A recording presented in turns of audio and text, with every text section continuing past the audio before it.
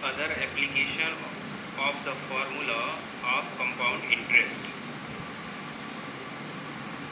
Here, growth.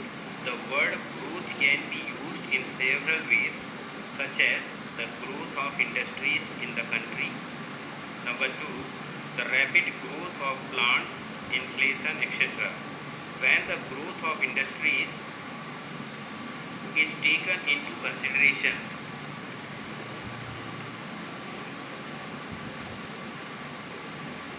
the formula A means amount is equal to P in bracket 1 plus R upon 100 raised to power n can be used as.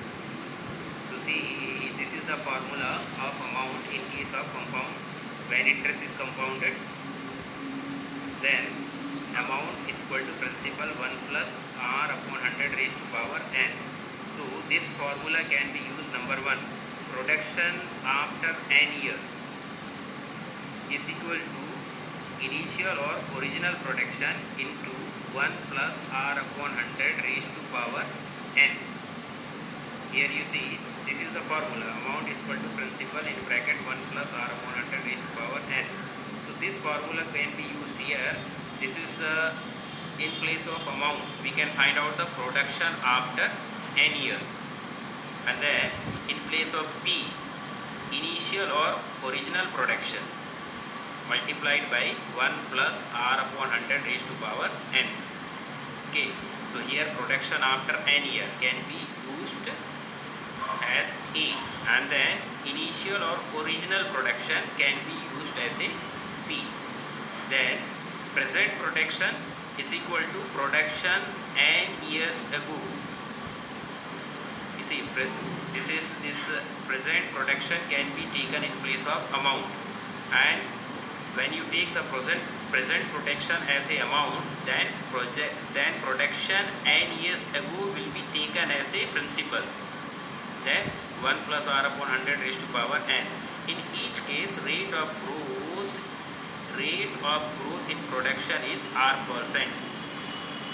Is it okay? So this is in case of growth, how we can use the formula of compound interest to calculate the production after n years or the present production when we know production n years ago. Then next, in case of depreciation, if the cost of machine depreciates by R% every year, then its value after n years can be obtained by the formula.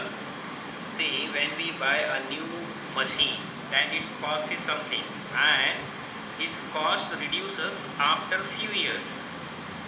So that is what we call it as a depreciation. So in case of depreciation, if the cost of machine depreciates by R% every year, then its value after n year can be obtained by the formula.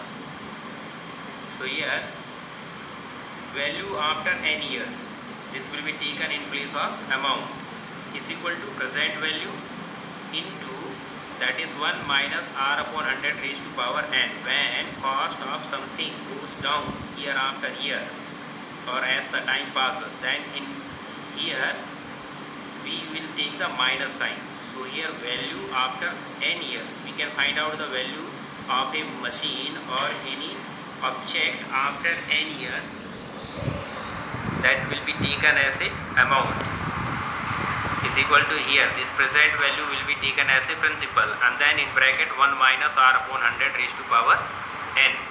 So here in case of depreciation, we should take minus sign. Also the present value of machine is equal to its value n years ago into, in bracket 1 minus R upon 100 raised to power n. If you want to find out the present value of the machine, then that will be the amount. Then you should know the value of that machine n years ago. Here n maybe 2 years ago, 3 years ago. Okay, so as per the need, you can take here its value you should know n years ago, and then here 1 minus R upon 100 raised to power n.